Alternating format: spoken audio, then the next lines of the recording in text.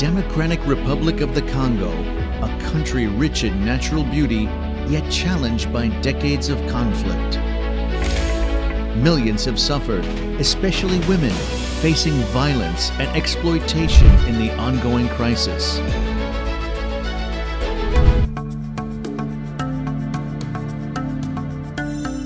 Dr. Denis Mukwege, a dedicated doctor, has spent his life working to heal the women affected by this violence.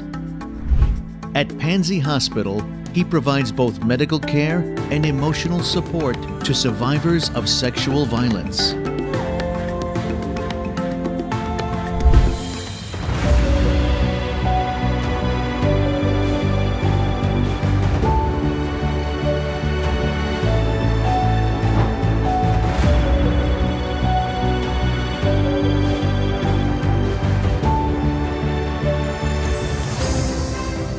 For over 20 years, Dr. Mukwege's Panzi Hospital has treated over 50,000 women.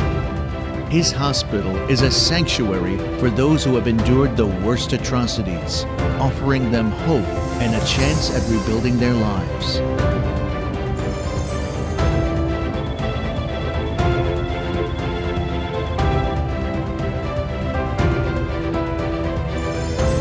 Dr. Mukwege's tireless work has earned him global recognition, including the Nobel Peace Prize in 2018. He is a leading voice in the fight for women's rights and peace, advocating for justice on the world stage.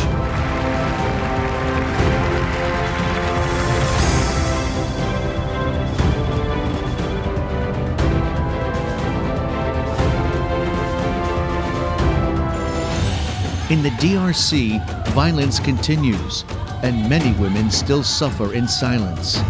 But there is hope. Dr. Mukwege continues his mission, and together we can make a difference.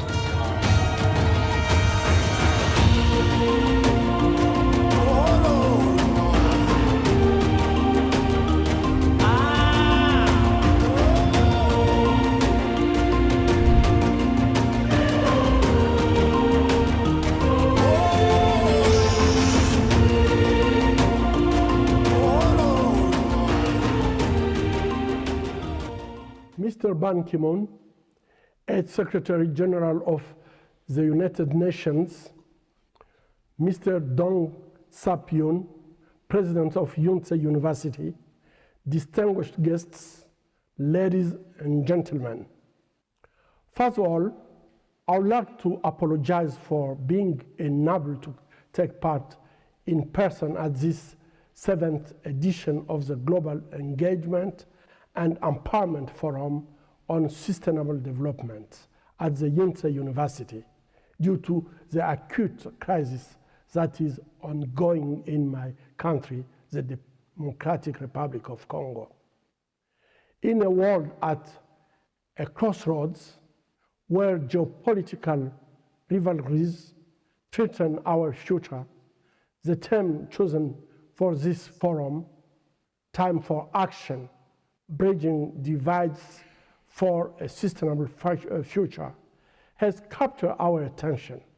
It highlights the pressing challenges of our time and invites us together to change the course of events. The system of collective security and global protection of human rights established after the horrors of the Second World War has never been so tested. As we approach the 80th anniversary of the United Nations, the international order is being challenged and respect for human rights is being regressed throughout the world. As in all times of crisis, it's women and children who are the first victims. While the UN Charter was based on sovereign equality between states and the principle of prohibiting the use of force, establishing a world order based on the rule of law, international law is being flouted every day. the global consensus on democracy, the rule of law, and human rights seem to be crumbling under the growing weight of authoritarian and oligarchic regimes. Indeed, in a growing number of situations, the powerful seek to impose their will over the force of the law. The result is in dangerous weakening the rule of law, both nationally and internationally. Heads of state and government disregard the basic principles of international law. They flout conventions relating to human rights and international humanitarian law on a daily basis and ignore the decisions of the International Court of Justice. Furthermore, the frequent application of the principle of double standards illustrates the cynicism and hypocrisy of international diplomacy. This contributes to further undermining the credibility of the political world and institutions. Ladies and gentlemen, this brief overview of the state of the world is worrying and full of uncertainties. The sources of division are numerous between economically advanced countries and developing countries, between the global north and the global south, between liberal democracies that inspire trust and authoritarian dictatorships that spread fear, between those who advocate for law and truth and those who opt for force and disinformation. Moreover, while the fragmentation of the world has long been modeled on geography, it's clear that new divisions are emerging and changing international relations, particularly within the Western world. These divisions open the way to a likely reconfiguration of alliances and other forms of partnership between countries and regional blocs. Humanity and the planet are facing various existential threats, including the climate crisis, the proliferation of nuclear weapons, pandemics, and numerous conflicts.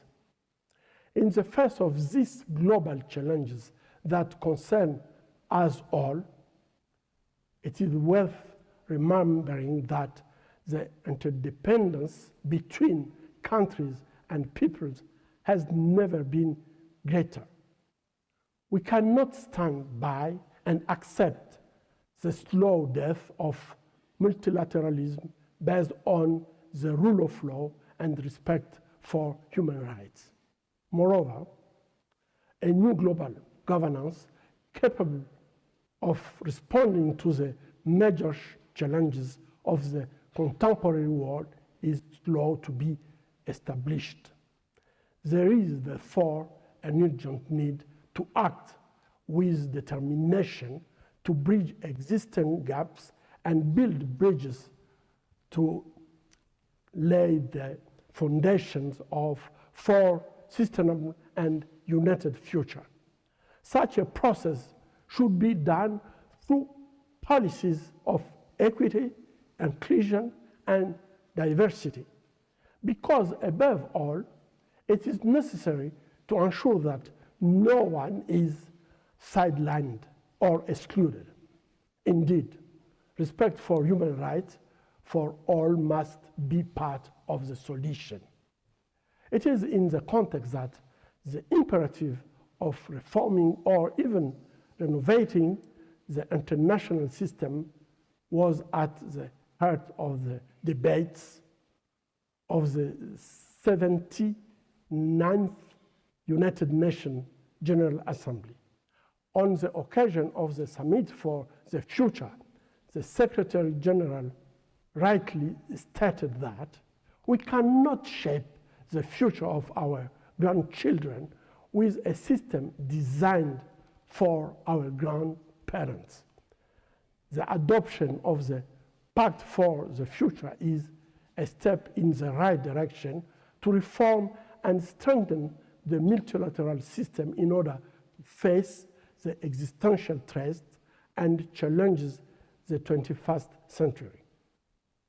This imperative of reform aimed at restoring citizens' confidence in global institutions will have to, through a reform of the Security Council and international financial institutions.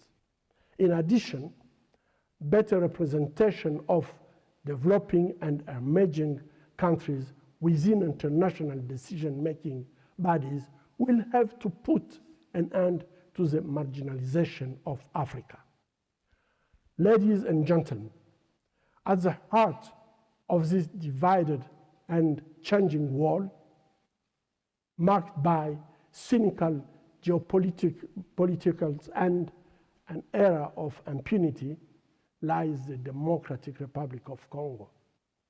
The DRC is currently facing a serious existential crisis following the latest war of aggression and occupation waged by the Kigali regime in collusion with the M23, a rebel armed group.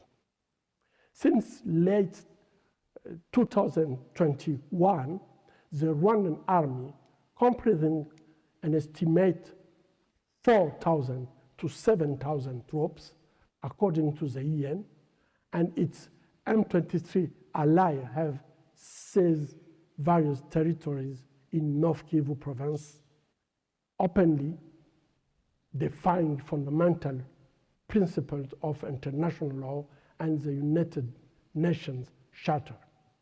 This region is highly coveted for its natural resources, including strategic minerals essential for the digital and clean energy transition.